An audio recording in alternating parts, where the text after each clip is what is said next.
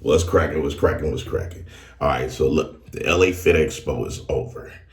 It was uh, it was a good turnout compared to how it's been and the world shutting down and everything. I think it's on the uprise. It's on the upcome. It's on its way up.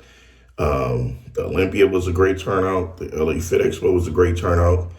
A lot of great supporters and came up and showed some major respect and love to your boy Mac Truck. Made me feel welcoming because I'm not going to lie to you guys. I was extremely nervous going into this expo because I had, like, I never shared this, but 2020, I had another incident in that expo and everything just wasn't caught on film. And that's when I decided to just back away from the whole Fit Expo stuff and everything. So from 2020 all the way up into just a month ago, I just started back poking my face out because I was like, I can't continue just, um, putting myself out there, getting physical with people and shit for whatever the reason may be. Was blessed that in that situation wasn't even my situation. However, by me getting involved in it and everything, it made me a part of it. So going into it, I was just hoping, like, damn, dude, I hope that this LA Expo is not like that curse to where when I show up, it's just gonna be some sheer BS. Nothing like that. Um, it was a great turnout. The expo business itself treated me and my team at Flex CBD extremely well. Extremely well. I was one of the headliners and special guests of the whole weekend.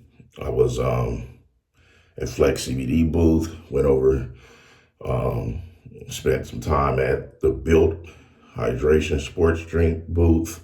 Then I slid over to Jay Cutler booth um, for a few minutes, just showing my love and support to Jay, because you already know how I feel about Jay. That's my guy. It's my brother. That's who I turn to when everything is like just starting to turn upside down. You know, um, Jay knows. He knows a lot about what's going on and what ain't going on with me. And so that was amazing. You know, um, we're going to keep it 111%. You know what I'm saying? Because I was told that 100% is not enough. That's for average. We got to add that 11% on it. You know, when my lokes came and talked to me, blessed me with some great knowledge, let me know, like, Mac, don't get in your head. Don't stay in your head. Just continue doing your shit. We need you out here doing your shit, you know. So that's what we giving it, 111%. We heavy on the gas. We're not easing up. And we're gonna continue elevating. The highlight to the expo was just seeing how far so many people were actually coming just for that event to to show me some support. It was amazing. I had one guy move from the UK to Atlanta, and he flew in from Atlanta just to the expo because he heard I was going to be at the Build booth. He came to the Build booth. Keep in mind, this brother came by himself, and he wanted to meet me and Jay Cutler and let us know how, the impact that we had on his life and everything. And it was just amazing because the Built and the Cutler Nutrition booth was side by side. So I was blessed to get him to come over to me first because I was able to, you know, just take my time, hear his story, hear parts of his story, get parts of my story and everything. But the thing is, I had hundreds of um, men and women and some teens come to me with the same story. You know, how I inspired them to, not see showing vulnerability as being less of a man, because me, I know I'm not fit to edit, cut out stuff. I'm going to say exactly what it is, you know, and I'm just going to always keep it honest. And I was like, I wasn't embarrassed by it, you know, and I wasn't ashamed about it because this is the thing. When you tap into certain parts of your life, even though you're past it, it could put you back in that situation to where you can actually feel whatever it was. You can feel it, you can smell it. You know what I'm saying?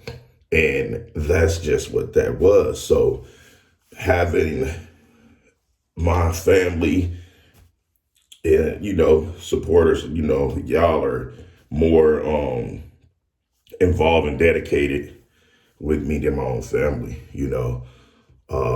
So that's why I call you guys family. Um, it's crazy. I'm used to it. No family showed up. They follow my stuff.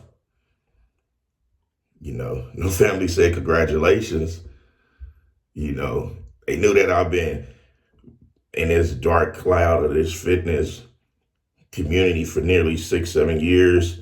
They knew that I've been blackballed and been highly judged and profiled with this, and they knew that I promoted that the LA Fit Expo is working really well with me and Flex CBD. They made me a headliner. They knew all that because I posted on my Instagram. My family followed that. So it just goes to show that the higher I climb, I don't have to worry about bringing none of them motherfuckers with me. You know what I'm saying? Because this is it right here.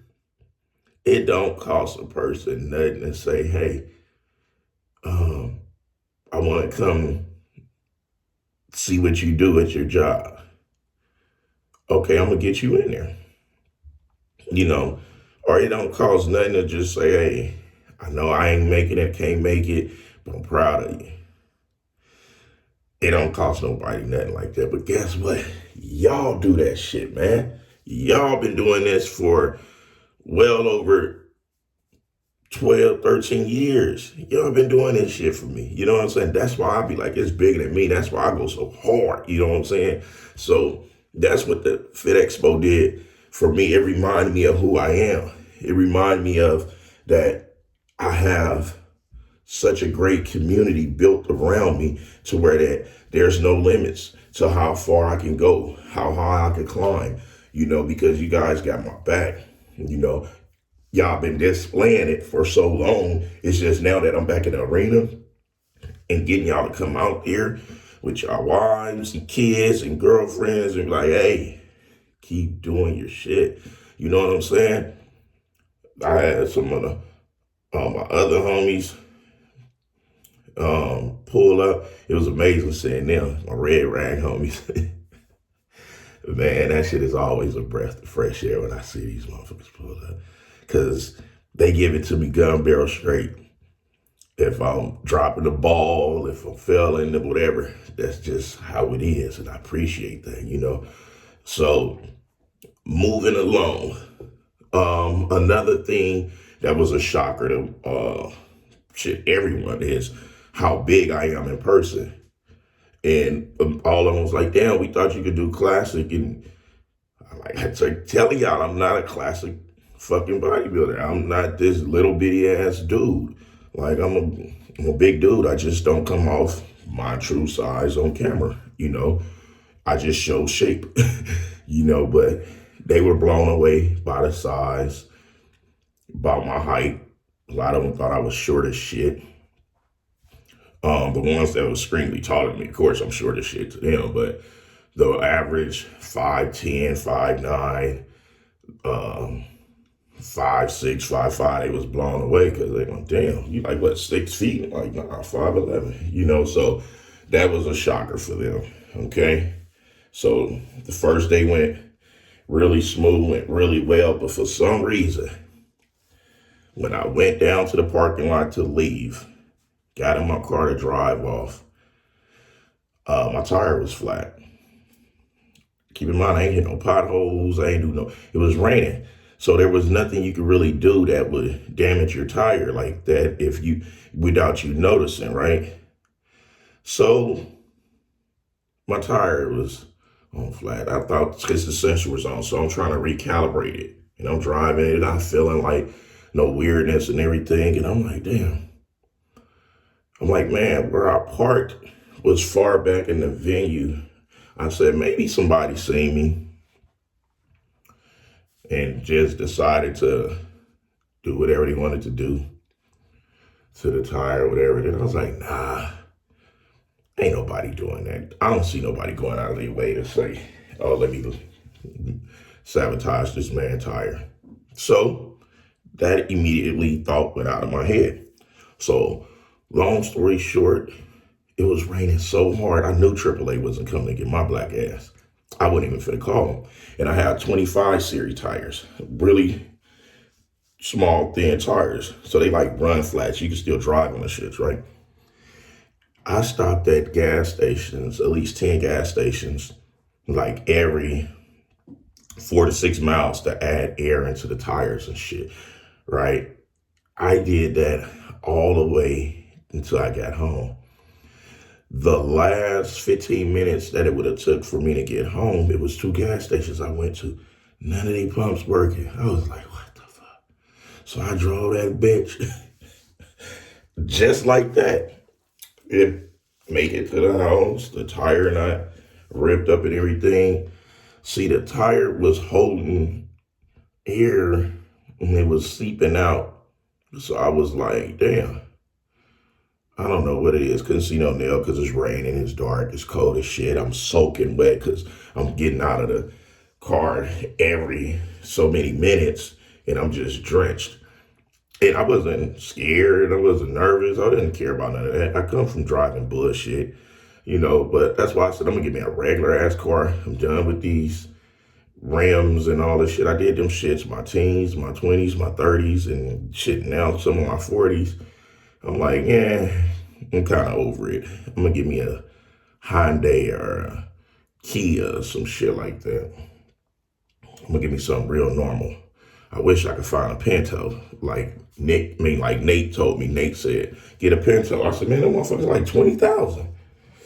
He's like, shit. I said, man, even them gremlins cost a lot. So, yeah. And then, I don't know how, but somebody broke into Brad Casselberry truck, bust his window out and everything. I don't know if somebody seen him when he was going to his hotel or what, but I was like, damn. And it's crazy because me and him was just chopping it up, scheduling something to where I'm gonna shoot up to San Diego, go train hard with him and everything, just work out with the dude. Cause man, he a great dude, man. People say, oh, he lift fake weights. Fake weights ain't gonna give you the physique that this man has. Like he's chiseled, he's got hardness, and he has a lot of muscle, and he's very agile. So I like that dude. He's a young cat, and he's always smiling, always happy, and he's a great dude to me. Because I don't see him starting stuff with people. So that's why when I seen those dudes walk down on him like damn near 8 deep, trying to intimidate the dude, I was just like blown away. That's when I started noticing that ain't it. Like, you don't do nobody like that. Like, if they say they breaking powerlifting records, oh well. Motherfuckers say anything. And if it does not physically threaten you and get in your personal space and take food off your table and all of that, why worry about it? Yeah, so, all right. Let's start part 2 off. So when we finished off I was just explaining to you guys how I had to teach myself how to read, and that the same thing that I was begging my mom to give me when I was 6, 7 years old, and she just refused to get it, was the same tool that I had to use to actually teach myself how to read. And I was just like, damn, I could have eliminated this 10 years ago, you know. So by me not knowing how to read, I was terrible in school. And when I mean terrible, I ain't just talking about grades. I'm talking about getting suspended on a regular. You know, I think coming up, I probably only had maybe 3 fights with teens my age. It's always been grown men, you know. I could remember times walking to the store, walking back with my little brother, grown ass men hopping out of the car, just firing my shit up. I'm like 14 and shit like that. I'm like, damn. I started getting my shit fired up from the age of 12 from grown ass men. It's like, what the fuck it is about me, right? So, that right there is what solidified that I don't care what size, how old, or none of that a person is when it pertains, have to protect myself. You know, I don't start things. I only started something one time in my life. I was in the 8th grade. We was in a music class, right? And keep in mind, already started game banging. How did I get into game banging? I was just forced into it, grew up into it. But this is the thing, I had the options of because my family is from nearly every hood. Damus, Pirus, Brips, like I could have been a 111 because I went to Washington High. I could have been a 111, an underground crib, a rolling 60s, a black P Stones, fucking a Raymond Crip, Broadway gangsters, shit, photos, 4-8. I could have been like pretty much every hood. I could have been from any hood, right? But for some reason, I wound up going with 4 trades because my one cousin, no, like for years since I was a kid, he always, even when he'd be in a pen, he never missed a birthday of mine. He always sent me a birthday letter. Happy C-Day, Westlow. Happy C-Day, Westlow. Happy C-Day, Westlow. And I used to be like, damn, this is the only person that hits me every year saying happy birthday on some shit, right? So when he'd get out of jail, he the first person I'm hanging with all throughout the hood and all that. Next thing you know, I think I was a teen, early teen. I was from the set, and I was blessed because I ain't had to worry about having no big homie.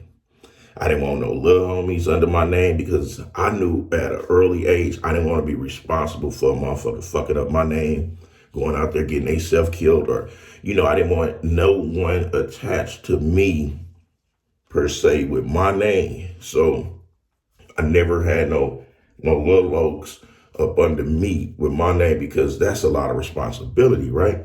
I've been through this. I had one cousin, he's beat the death penalty, fighting murder right now. He was the first one and the only one that I was gonna have be my littles.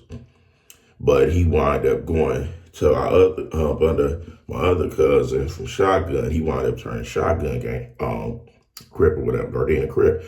And I kept him and I kept my little cousins up under me close. So I knew one was going to for sure be from Shotgun because that's his daddy's from over there in General. So I was like, all right, he going to be on that side. I'm going to take him with me because when I got to run down on motherfuckers, he was the one that I was 9 times out of 10 having come with me because he was real good with the gun, And so other than that, I didn't want to take responsibility of having nobody under my name. Keep in mind, I'm young as hell doing this shit, but feeling like an old man, right? So, got into the game banging with the school shit, right? So I'm at Henry Clay. Keep in mind, I'm a full trade gangster. And I'm in a school, where was it? Harvard's over there and Raymond's over there. So I ain't had no problem with those dudes. But when I went to Washington High, that's a different story. So I go into music class. Dude sitting in a chair. This is the only time I thought I could be a bully. I tried that shit, right? So I go up to him like, hey, homie, you in my seat. He's like, man, I was already sitting here. I said, nigga, get up out the seat. So I take off on him and I try to take my backpack off. This fool hit me about 20 times in the head. Boom, boom, boom, boom, boom, boom, boom. I'm like, I probably threw like good 3. And we fighting and I'm going down the stairs backwards, fighting this fool. He hit me about 20 times. Keep in mind, it's a dude that never say nothing, never do nothing to anyone. So, and he was actually in my seat. I come in there, take it upon myself, want to press him and take off on him. If that dude had to be about 12, 13. If he had power, oh man, he would have had all this shit just fucked up. He split my lips, but it wasn't, from all them hits he gave me, it wasn't that bad, right? So we get sent to the principal office. We got to sit shoulder to shoulder sitting there. And I'm just sitting there. They like, why was y'all fighting? It was like, I don't know. So I get suspended. I got suspended every other week. So that when you get suspended, they suspend you for 4 or 5 days. You come back the following week. Whenever I come back, I was out of there. 9th grade year, I got kicked out of school maybe like the first 2 months of 9th grade year. I started I started a clique up in there because now I'm back in high school. I started a clique because I was like, damn, it's all neighborhoods, it's UGs, there's a couple of Hoovers up in here. You know, two of the dominant hoods, I'm not supposed to be over here. One of the homies from Flow Trade wound up checking into school, checked out immediately. Man, I had so many fights, got down so good to where that they was like, this nigga West the only motherfucking enemy that could come to this school because he doing this shit, right? So I stayed there, 9th grade year, got kicked out, but I was still going to school, lying to my parents like I was still in class, but I wasn't going to class. I go there, dice game. One of my best friends, he was older than me. He was, 22, some shit like that. So I would go to dice games. I'm in school, fucking up, stealing the cars, driving inside the school, just doing the utmost, right? And I'm doing all of this, right? Keep in mind, because I'm like, if I go to class, I'm gonna expose myself for not knowing how to read. I'm gonna expose myself of not knowing how to pronounce these words and all of this. So I'm like, what's the best thing I could do? I became a nuisance. I just was out of control. So when I get in the house, and keep in mind, I'm getting the shit beat out of me anyway. So I wasn't worried about nobody in the public because I'm like, I'm already getting smashed on in the house. You know, I remember this one time, me and my little brother, we playing in the kitchen, and y'all know the little square tiles that be on the countertops. One of them wasn't cemented or grouted down. And they knew that we playing around, and I elbow it. It hit the ground break in the kitchen. One of my older sisters, she run and tell, Dad, Wesley and Chuck in there, they broke the towel. This motherfucker, man, he had some type of like issue and pleasure out of going above and beyond. You know, you're a step kid, so of course they don't really have much emotional attachments to you like that. And you know, if they talk to you crazy, put their hands on you all sorts of ways and shit. You know, it'd be times when I used to be outside playing kickball, sideline pop. This nigga sit outside on the steps, call me to take his shoes and socks off in front of all my friends. I thought it was normal. So I'm being called a slave forever, right? I'm like, damn, I thought it was normal. Total embarrassment, right? This motherfucker go outside, go to the back, grab a branch. The motherfucking branch had to be about maybe, it had to be at least a good 6 feet, right? He come in, he hit Chuck with it. Wow, wow. I'm like, damn. So Chuck, he swivel. Now I'm in the way. He wear my ass out. That bitch was thick. He wow, wow, wow. He beat a nigga like Rodney King. Wow. So I keep in mind when I normally get my ass beat, I just stay there. But this was different. So I take off running through the living room, bust down the hallway. And that motherfucker so long, it's hit me all just ripping shit off me. Bow, bow. So here go my mama. Watch out, Ricky. I think that's help. Watch out, Ricky. Let me get him. Man, my mom's short. Man, I thought she was coming to help me, man. Right? So she didn't get the stick because it already broken. So I run. I dash in my room. You know, you had bunk beds. So what we did is we took the bunk beds from off top and we just was having them side by side. Man, I ran and she fired on me, right? So I dove and slid under the bed. And I'm like, okay, she ain't gonna get in here. Man, this little motherfucker slid under that bed and I'm slid up to the wall as close, like if I could have put a hole in that wall and slid through that motherfucker, I would have did it. She went boom, boom, boom, boom. I told your motherfucking ass. I'm like thinking to myself, bitch, I ain't do nothing to you. She and that motherfucker tearing my shit up. Boom, boom, boom. And I swear to God, I ain't ever in my life before or after this been that scared. I was in that motherfucker shaking bad, right? And I'm like thinking like, what the fuck, right? Keep in mind, anytime they get an opportunity to do something to the nigga, they went above and beyond. So you're in a household with two motherfuckers really don't give a shit about you, right? I mean, fucking me up, got them off shaking bad, right? So I'm like, when she stopped, she must have needed a second wind or some shit, right? I stayed under that bed so long, I hear them leave.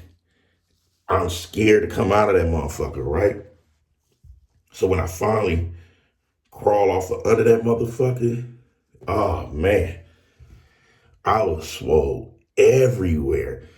And that's the thing. If I would have known about children's services and all that shit, man, them motherfuckers would have put them under the jail. You know, and keep in mind, I was a little frail motherfucker. I was diced up like Bruce Lee. I didn't have no fat and shit like that that can take that shit, right? Man, this motherfucker. So then we had to go to the family member's house. My arm big, ass big, everything just fucked up, body aching. You would think that like they would come with an apology, some fucking pain pills or something. Man, no, they still made it seem like it was my fault for breaking a fucking towel that wasn't cemented down in the first place. So if anybody needed their ass beat, was them too, right? And I'm looking and trying to figure out why my sister set that shit up, didn't apologize, didn't feel bad about it or nothing, right? I'm like, God damn, like this motherfucker is crazy, right? So fast forward, the last day I said them motherfuckers was gonna put their hands on me. I was in the backyard, I'm 16. My mama socking me up, so I grab her like, Mama, you ain't finna keep putting your hands on me. She said, nigga, shut up. Boom, boom, bust my mouth, right? I'm like, okay. I'm trying to stop the blood. I sat down. I said, the next time they put their hands on me, I'm killing them in their sleep. I meant that shit. I meant it. And they knew, like, this boy been lifting weights. He getting strong. He quiet. We can't really, like, because I told him, y'all ain't finna keep putting y'all hands on me. I'm not scared of nobody in these streets. I'll be damned if I let y'all keep putting y'all hands on me like that. right? They never did it again, right? Because I was, man, I was ready because I'm like, what the hell I'm going to lose? What I'm going to miss? You know, you know what I'm saying? So I wound up graduating. But before I graduated, once I learned how to read and everything, we moved to Anaheim for a couple of years. You know, I'm playing sports and everything. You know, when you slow, when you mentally slow, you very talented. So I'm playing football, running track in the newspapers every week, and running track. And so they get ready to separate, move back to LA. LA, they got schools on track. So I thought I was gonna get the opportunity to graduate. The track I was on just passed, so I couldn't graduate. So I repeated the 12th grade twice. Man, I wasn't embarrassed, ashamed, or none of that. But keep in mind, when that following year came, trying to go to school, they wouldn't let me go. They said I'm too old. I'm like, how? I'm 18. So I was out of school for about 3, 4 months, just in the streets with my best friend, Sinbad, rest in peace. He was from Rolling 60s. I was from the east side, so my other cousins didn't like that me and him was tight like that. One particular day, he must have felt it. He was like, hey, cuz, you can't be riding around with me in the streets all day. We got to get you back in school. My mom, they didn't care if I was in school, out of school. I was trying to find Job Corps, anything. Long story short, I got back in school. Right when I got back in school, by him telling me to get back in school and all that, shortly after that, he came to the school to try to pick me up. I wasn't ready. I was in the gym. I wasn't ready. I was in the gym still working out. I said, give me about 20, 30 minutes. Come back and get me. That was my last time seeing him. If I'd have left with him when he came, y'all, it wouldn't be no Mack truck. You know, it wouldn't be none of these stories. That was my last time seeing him. And after that, I just isolated myself from everything, you know, because that was really like the only person that I hung out with every day, sun up, sundown, you know. And after that, it just did something to me to where that I didn't trust people no more. You know, I couldn't trust like that. So I was nothing but training, graduated high school, went to college for a bit, dropped out of college, had a kid, all this shit. So anyway, it's part 2, man. My story is long. I don't know if y'all don't want to keep hearing this shit, but this part 2, I learned how to read, went to school, finished high school, first one to graduate in my family out of high school, went to college for a couple years, playing sports and everything, dropped out because I had my first child, started bodybuilding, actually competing in 2001. First show, won everything, best poser overall at Southwest College. So there's a lot of layers to this onion, you know, but basically I was just trying to give you guys just a little bit of, you know, where I come from and how much a motherfucker endure and not giving up. And I'm gonna always preach to you guys, ain't no such thing as giving up. You know, we on borrowed time as it is. So let's not get these suicidal thoughts in our head. Gotta learn to love ourselves. We wasn't taught to love ourselves as men. We were taught to not show emotions. We were taught to don't do that, you acting like a girl. We were taught to not do nothing but provide for motherfuckers. And that's why we don't show emotions pretty well. And that's why we are extremely harder on our sons and stuff. And that ain't the right way to go. You know, we gotta love ourselves in order to know how we want to be loved, because everybody get help but a man. Women get help, we don't. They need a place to stay. They got shelters. They need a little finances. They could go to the government. They could get abortions if they don't want a kid. They could get child support from us. They could take half of whatever we worked for, regardless of the fact. They can, you know, if they have mental issues, they got groups they could go to. We don't have that. It's a lot. The list is long. And if I had time, I would sit down and run everything down that a woman get handed to them, and the man gets absolutely nothing. And all we are told to do is deal with it, you know. And they wonder why some of us snap. They wonder why some of us don't do too much talking when we yelling and we scream. They wonder why we doing that, because a woman taught us to not show emotions. Why are you crying like a little girl? Put your hand up. Don't do that. A woman ruined us from the gate. And then women want us to treat them better, but they the ones ruining us. I'm not making this a male chauvinist ending. All I'm saying is, out the gate, a woman ruined us. All of our issues come from a woman. When a man die, get killed, it's behind a woman.